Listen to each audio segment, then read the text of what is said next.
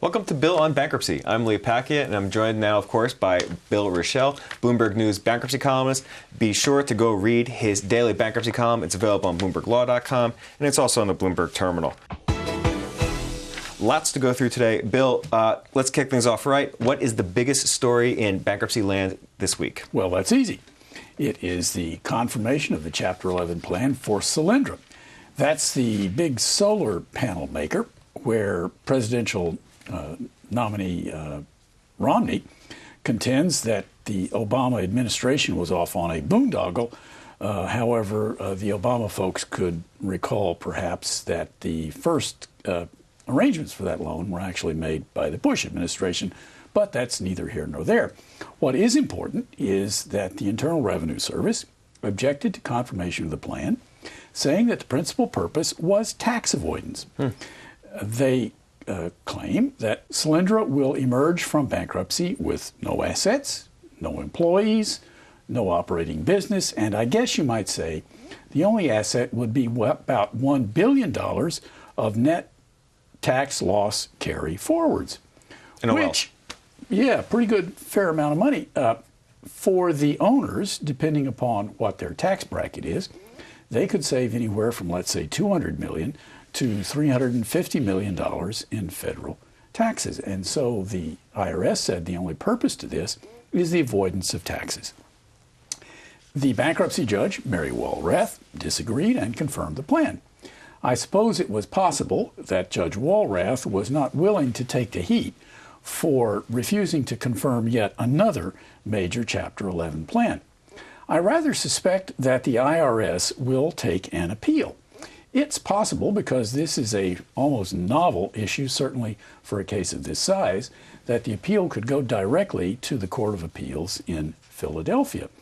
This, therefore, is an issue that will not be decided for, I would say, a year and a half, perhaps longer, depending upon whether there's an intermediate appeal. This is a terribly important issue, because if it all works, well, then I think we may find other instances in which Solyndra-type situations are used to save whopping NOLs for company owners. And, Bill, this next segment has a little bit of changing of the guard in it. Who's coming and who's going? Well, there was a momentous occurrence in the last week. It was announced that Lehman Brothers has been dethroned as the leader in the claims trading business. Wow, that was a long run. Oh boy, you bet. Ever since about September of 2008, more than 4 years. The last month, it was none other than MF Global that came in slightly ahead of Lehman. Both of them have north of $850 million in claims trading. And if I might say, what I think is perhaps going on right now, Lehman is making its second distribution.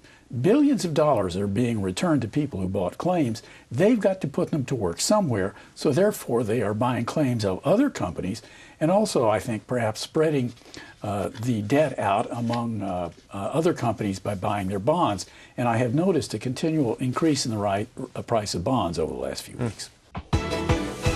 And, Bill, I understand you have a winner for the smartest judge of the month. Not just the week, the month. Who's the judge and what happened? Yes, sirree, one of my favorites, Marvin Isgur in Houston, in a case called ATP Oil and Gas. This is a company that looks like it's deeply underwater. There is about $1.5 billion in bonds. The last time I looked, were traded at about 20 cents on the dollar, which indicates the company is very, very insolvent.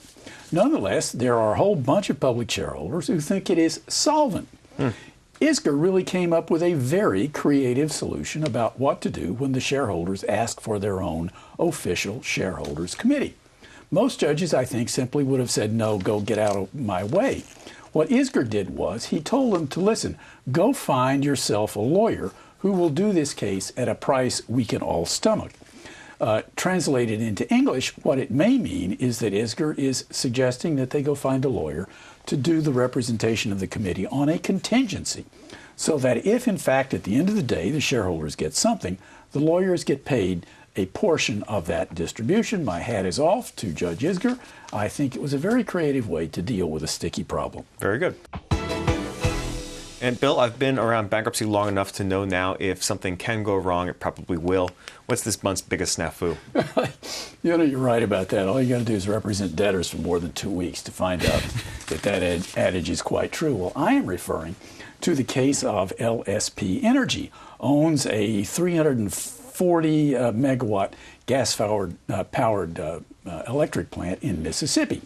The very day that this plant was being sold for $285 million in the bankruptcy court, guess what?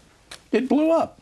Well, not exactly blow up, but it went down with a significant mechanical malfunction. All three of the units did.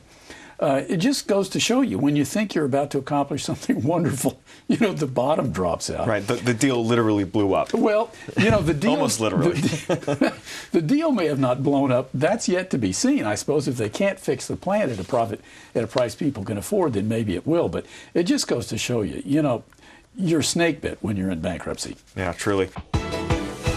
Well, we have 4 newly minted snake bit Chapter 11 companies. They're going to make 4 good want ads this week. What are they, and what's available for sale? Well, first off, if you're in the restaurant business, you've got Backyard Burgers, which is a name that I love. They have 90 stores in California. Not small. But of course, it's a California business. Did they file in California? No. The bankruptcy, of course, is in Delaware. Next, we have the Hart, Shafter and Marks and Hickey Freeman men's tailored clothing brands.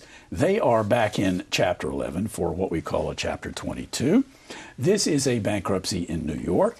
They already have a buyer lined up, so if you're interested in this kind of a business, well, then you need to move quickly. Next, we go back to California. This for Meridian Sports, the operator of 10 health clubs in Southern California. And believe it or not, Lee, this is a case actually pending in California. You can go find it in the bankruptcy court in Woodland Hills. And finally, we have a Marriott Courtyard Hotel in Oxford, Alabama. Not Oxford, Mississippi, but Oxford, Alabama. This is a case recently filed in bankruptcy court in Decatur, Alabama. If you like the hotel business on this pretty nice new hotel, it's all yours. And we'll close as usual with the advance sheets. What's the most important bankruptcy decisions out there this week? Pretty easy this time around. Case is called Tracy out of the 10th Circuit in Denver. This is a reversal of the bankruptcy court and the district court. What the circuit court here said was it is perfectly legal and enforceable to have a lien on proceeds of an FCC license. This is an issue that has been dividing the lower courts right and left, and the 10th Circuit came down squarely on the side of saying you can have an enforceable security interest in this very intangible kind of an asset.